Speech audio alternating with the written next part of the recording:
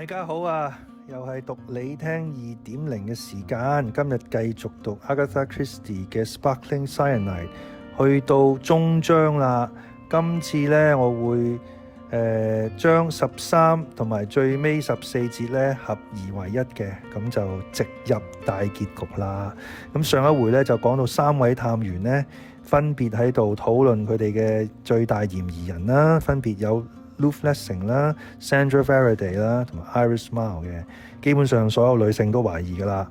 咁然後咧 Anthony Brown 咧亦都施展出佢嘅移形換影學識咗呢個兇手落毒嘅手法，俾佢破解咗。咁然之後咧，3位探員咧亦都決定咧唔放棄一定要查個水落石出。咁呢一節咧就睇下 Anthony 咧點樣可以施展佢嘅神勇嘅辦案手法啦。Anthony had the pleasure of seeing instant comprehension flash into the eyes of both his companions. His satisfaction was short-lived, for another thought struck him with the force of a physical blow. He ejaculated out loud, "My God, that car!" He sprang up. "Fool that I was! Idiot! She told me that a car had nearly run her down, and I hardly listened. Come on, quick!" Camp said. "She said she was going straight home when she left the yard. Yes, why didn't I go with her? Who's at the house?" asked Race. Ruth Lessing was there, waiting for Mrs. Drake. It's possible that they're both discussing the funeral still. Discussing everything else as well if I know Mrs. Drake, said Race. He added abruptly, "Has Iris Mile any other relations? Not that I know of. I think I see the direction in which your thoughts, ideas are leading you. But is it physically possible? I think so. Consider for yourself how much has been taken for granted on one person's word." Camp was paying the check. The 3 men hurried out as Camp said, "You think the danger is acute to Miss Mile?" "Yes, I do." Anthony swore under his breath and hailed a taxi. The 3 men got in and the driver was told to go to Elverson Square as quickly as possible. Camp said slowly, "I've only got the general idea as yet. It washes the Faradays right out." "Yes, thank goodness for that. But surely there wouldn't be another attempt so soon." "The sooner the better," said Race, "before there's any chance of our minds running on the right track. 3rd time lucky. That will be the idea," he added. "Iris Mile told me, in front of Mrs. Drake, that she would marry you as soon as you wanted her to." They spoke in spasmodic jerks, for the taxi driver was taking the directions literally and was hurtling round corners and cutting through traffic with immense enthusiasm. Turning with a final spurt into Elverston Square, he drew up with a terrific jerk in front of the house. Elverston Square had never looked more peaceful.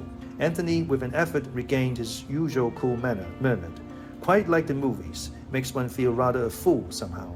But he was on the top step ringing the bell while Race paid off the taxi and Camp followed up the steps. The parlour-maid opened the door. Anthony said sharply, "Has Miss Iris got back?"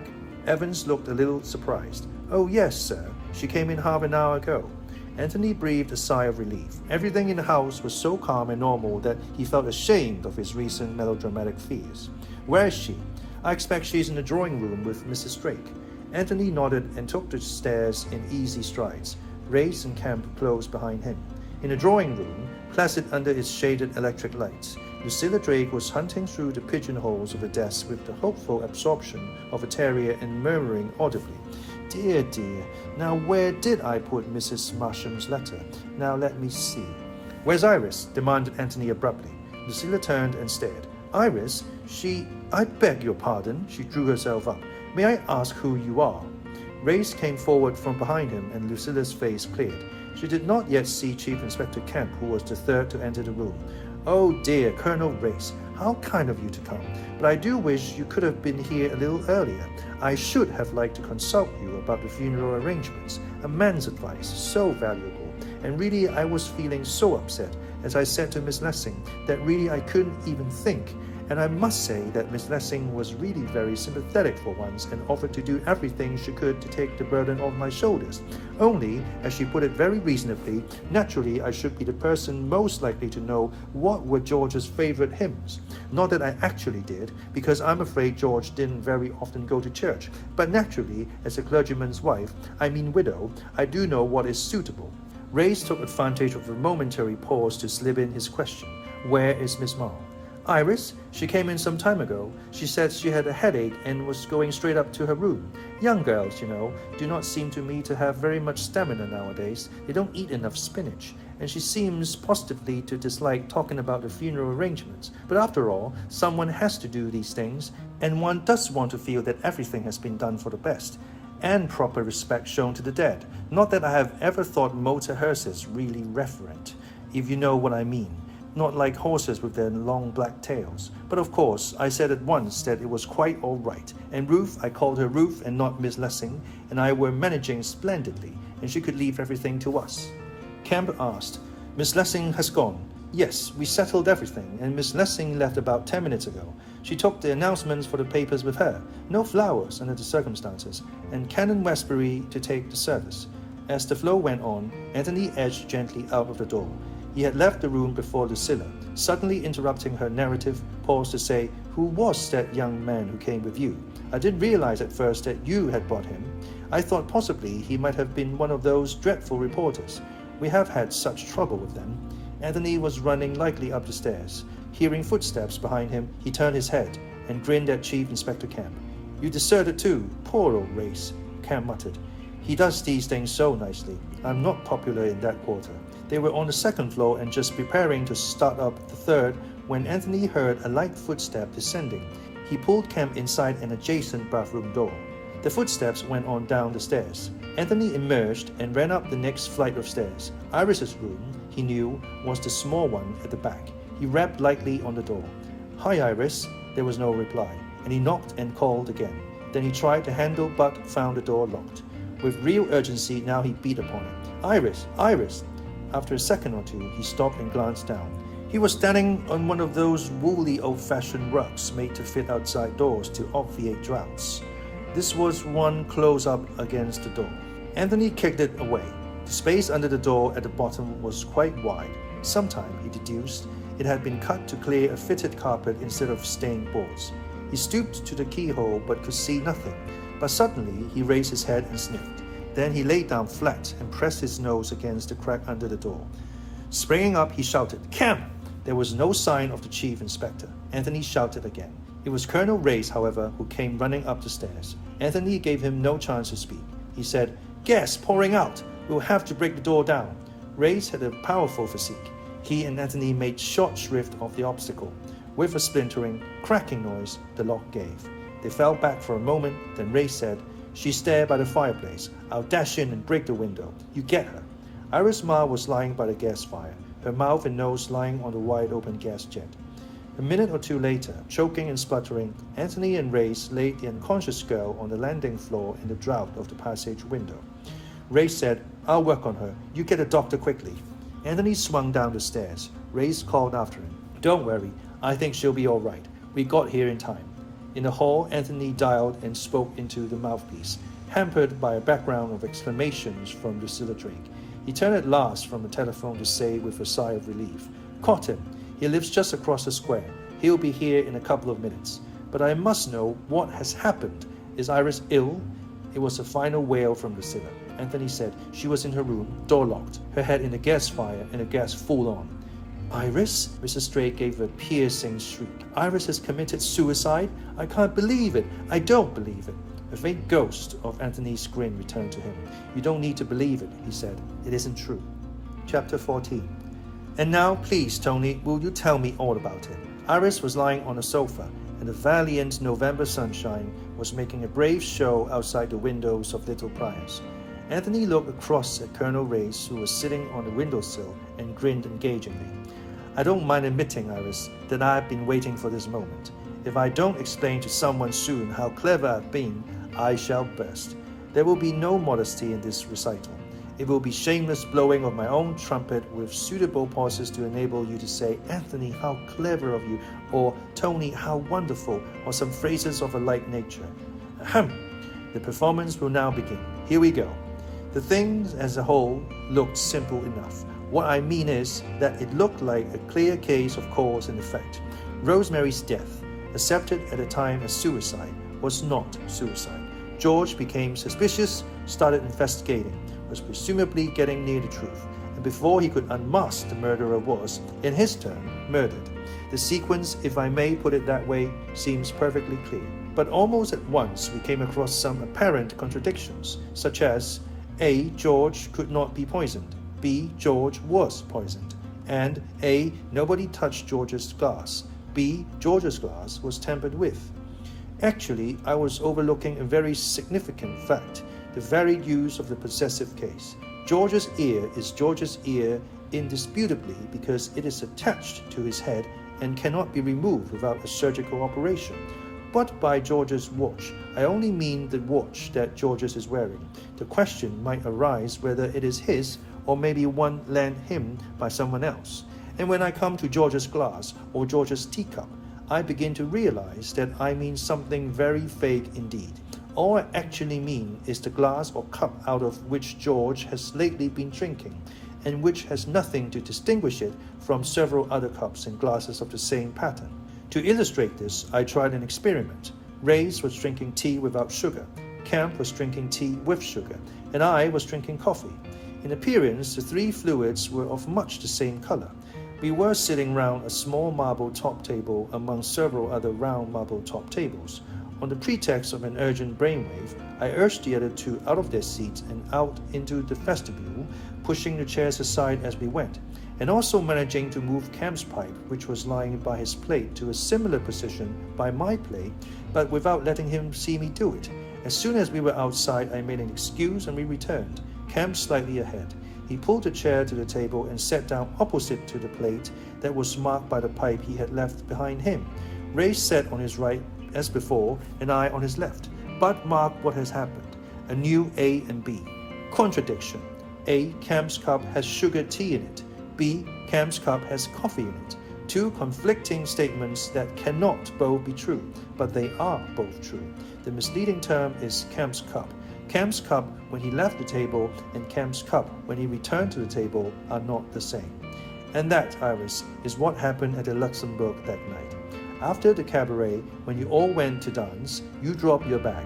A waiter picked it up, not the waiter waiting on that table who knew just where you had been sitting, but a waiter, an anxious, hurried little waiter with everybody bullying him, running along with a sauce, and who quickly stooped, picked up the bag and placed it by a plate, actually by the plate one place to the left of where you had been sitting.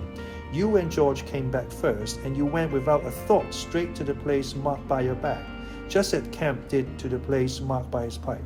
George sat down in what he thought to be his place, on your right, and when he proposed his toast in memory of Rosemary, he drank from what he thought was his glass, but was in reality your glass, the glass that can quite easily have been poisoned without needing a conjuring trick to explain it, because the only person who did not drink after the cabaret was necessarily the person whose health was being drunk. Now go over the whole business again, and the setup is entirely different. You are the intended victim, not George. So it looks, doesn't it, as though George is being used. What if things had not gone wrong? Would have been the story as the world would see it. A repetition of the party a year ago, and a repetition of suicide. Clearly, people would say a suicidal streak in that family. Bit of paper which has contained cyanide found in your bag. Clear case. Poor girl has been brooded over her sister's death. Very sad, but these rich girls are sometimes very neurotic. Iris interrupted him. She cried out, "But why should anyone want to kill me? Why? Why? All that lovely money, Angel. Money, money, money. Rosemary's money went to you on her death. Now suppose you were to die, unmarried. What would happen to that money?" The answer was, it would go to your next of kin, to your aunt, Lucilla Drake. Now, from all accounts of the dear lady, I could hardly see Lucilla Drake as first murderess. But is there anyone else who would benefit? Yes, indeed. Victor Drake. If Lucilla has money, it will be exactly the same as Victor having it. Victor will see to that. He has always been able to do what he likes with his mother, and there is nothing difficult about seeing Victor as the first murderer. All along, from the very start of the case, there have been references to Victor, mentions of Victor. He has been in the oven, a shadowy, unsubstantial, evil figure. But Victor's in the Argentine. He's been in South America for over a year. Has he? We're coming now to what has been said to be the fundamental plot of every story. Girl meets boy. When Victor met Ruth Lessing, this particular story started. he got hold of her. I think she must have fallen for him pretty badly. Those quiet, level-headed, law-abiding women are the kind that often fall for a real bad lot. Think a minute and you realize that all the evidence for Victor's being in South America depends on Ruth's word. None of it was verified because it was never a main issue. Ruth said that she had seen Victor off on the SS Cristobal before Rosemary's death. It was Ruth who suggested putting a call through to Buenos Aires on the day of George's death, and later sacked the telephone girl who might have inadvertently let out that she did no such thing. Of course, it's been easy to check up now. Victor Drake arrived in Buenos Aires by a boat leaving England the day after Rosemary's death a year ago. Ogilvy in Buenos Aires had no telephone conversation with Ruth on the subject of Victor Drake on the day of George's death, and Victor Drake left Buenos Aires for New York some weeks ago. Easy enough for him to arrange for a cable to be sent off in his name on a certain day. One of those well-known cables asking for money that seemed proof positive that he was many thousands of miles away. Instead of which, yes, Anthony? Instead of which, said Anthony, leading up to his climax with intense pleasure, he was sitting at the next table to ours at the Luxembourg with a not-so-dumb blonde. Not that awful-looking man. A yellow blotchy complexion and bloodshot eyes are easy things to assume, and they make a lot of difference to a man. Actually, of our party, I was the only person who had ever seen Victor Drake, and I had never known him under that name. In any case, I was sitting with my back to him. I did think I recognized, in the cocktail lounge outside as we came in, a man I had known in my prison days, Monkey Coleman. But as I was now leading a highly respectable life, I was not too anxious that he should recognize me. I never for one moment suspected that Monkey Coleman had had anything to do with the crime, much less that he and Victor Drake were one and the same. But I don't see now how he did it. Colonel Reyes took up the tale. In the easiest way in the world. During the cabaret, he went out to telephone, passing our table. Drake had been an actor, and he had been something more important, a waiter, to assume the makeup and play the part of Pedro Morales as child's play to an actor, but to move deftly around a table, with the step and gait of a waiter, filling up the champagne glasses, needed the definite knowledge and technique of a man who had actually been a waiter. A clumsy action or movement would have drawn your attention to him, but as a bona fide waiter, none of you noticed or saw him. You were looking at the cabaret, not noticing that portion of the restaurant's furnishings, the waiter. Iris said in a hesitating voice. And Ruth? Anthony said. It was Ruth, of course, who put the cyanide paper in your bag, probably in the cloakroom at the beginning of the evening, the same technique she had adopted a year ago with Rosemary. I always thought it odd, said Iris, that George hadn't told Ruth about those letters. He consulted her about everything. Anthony gave a short laugh. Of course he told her. First thing, she knew he would. That's why she wrote them. Then she arranged all his plan for him, having first got him well worked up. And so she had the stage set, all nicely arranged for suicide number 2.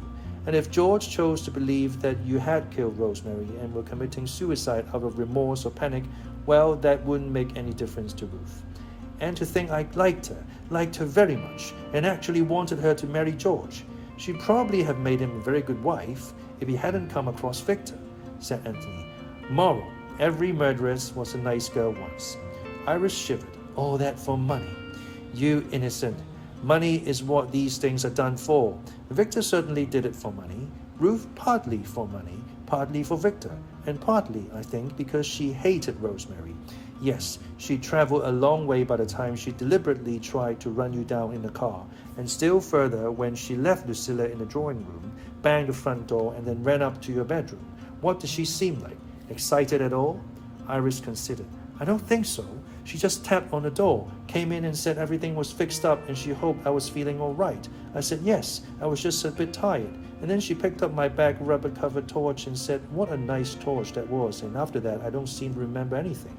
No, dear, said Anthony, because she hit you a nice little crack, not too hard, on the back of the neck with your nice torch. Then she arranged you artistically by the gas fire, shut the windows tight, turned on the gas, went out, locking the door and passing the key underneath it, pushed the woolly mat close up against the crack so as to shut out any draught, and tripped gently down the stairs. Camp and I just got into the bathroom in time. I raced on up to you and Camp followed Miss Ruth Lessing unbeknownst to where she had left that car parked. You know, I felt at the time there was something fishy and uncharacteristic about the way Ruth tried to force it in our minds that she had come by bus and tube. Iris gave a shudder. It's horrible to think anyone was as determined to kill me as all that. Did she hate me too by then? Oh, I shouldn't think so. But Miss Ruth Lessing is a very efficient young woman. She'd already been an accessory in 2 murders, and she didn't fancy having risked her neck for nothing. I've no doubt Lucilla Drake bleated out your decision to marry me at a moment's notice, and in that case there was no time to lose. Once married, I should be your next of kin and not Lucilla. Poor Lucilla, I'm so terribly sorry for her. I think we all are. She's a harmless, kindly soul. Is he really arrested? Anthony looked at Race, who nodded and said, this morning when he landed in New York. Was he going to marry Ruth afterwards? That was Ruth's idea. I think she would have brought it off too. Anthony, I don't think I like my money very much. All right, sweet, we'll do something noble with it if you like. I've got enough money to live on and to keep a wife in reasonable comfort. We'll give it all away if you like. Endow homes for children, or provide free tobacco for old men, or how about a campaign for serving better coffee all over England? I shall keep a little, said Iris, so that if I ever wanted to, I could be grand and walk out and leave you. I don't think, Iris, that is the right spirit in which to enter upon married life. And by the way, you didn't once say, Tony, how wonderful, or Anthony, how clever of you. Colonel Ray smiled and got up. Going over to the Faradays for tea, he exclaimed. There was a faint twinkle in his eyes as he said to Anthony, don't suppose you're coming? Anthony shook his head and Ray went out of the room. He paused in the doorway to say, over his shoulder, good show. That, said Anthony as the door closed behind him, denotes supreme British approval. Iris asked in a calm voice, he thought I'd done it, didn't he? You mustn't hold that against him, said Anthony. You see, he's known so many beautiful spies, all stealing secret formulas and wheedling secrets out of major generals, that it's soured his nature and warped his judgment. He thinks it's just got to be the beautiful girl in the case. Why did you know I hadn't, Tony? Just love, I suppose, said Anthony lightly. Then his face changed, grew suddenly serious. He touched a little vase by Iris's side in which was a single sprig of grey-green with a mauve flower. What's that doing in flower at this time of year? It does sometimes. Just an odd sprig, if it's mild autumn. Anthony took it out of the glass and held it for a moment against his cheek. He half closed his eyes and saw rich chestnut hair, laughing blue eyes, and a red, passionate mouth. He said in a quiet, conversational tone, she's not around now any longer, is she? Who do you mean? You know who I mean. Rosemary. I think she knew, Iris, that you were in danger. He touched a sprig of fragrant green with his lips and threw it lightly out of the window. Goodbye, Rosemary. Thank you. Iris said softly, that's for remembrance. And more softly still, pray, love, remember. 係，故事終於完結啦，說明咗咧呢個兇手咧就係 Ruth Lessing，而佢嘅幫兇咧又或者係兩個兇手啦就係 Victor Drake， 雙兇手結局。而呢個 Victor Drake 咧根本就冇去到阿根廷嘅，一路都係喺英國。兩個咧已經係一對嚟㗎啦。同大家分享幾個字啦 ，spasmodic， occurring or done in brief irregular bursts。呢度講嘅3位探員咧走上的士之後咧，佢哋只係能夠維持一啲 spasmodic 嘅 conversation， 因為咧個司機咧不停咁樣喺度轉彎啊、加油揼油啊，搞到咧佢哋咧都講唔到嘢咁滯。間歇性嘅意思啊，間歇性 reverent 呢度咧係 Lucilla Drake 啦，就形容揾啲黑馬咧去拉個靈柩嘅，就唔好用其他嘢啦。如果唔係咁樣咧，就唔夠 reference 啦。Reference 即係 feeling or showing deep or solemn respect 一啲肅然起敬嘅意思啦，即係話即係佢意思就係用啲黑馬拉個靈柩咧，咁樣先至有莊嚴噶嘛，咁樣。Obviate 個文中最後啦，就係佢話用嗰啲地氈啊去攝住個門啦等嗰啲空氣咧 gas 咧唔好流出嚟。Obviate 消除啦，或者阻擋排除啦 ，avoid or prevent。咁呢個短篇啦呢個 Sparkling Cyanide 就完結啦。希望大家中意呢個故事啦。咁我哋下一次睇下仲有啲咩故事同大家分享啦。拜拜。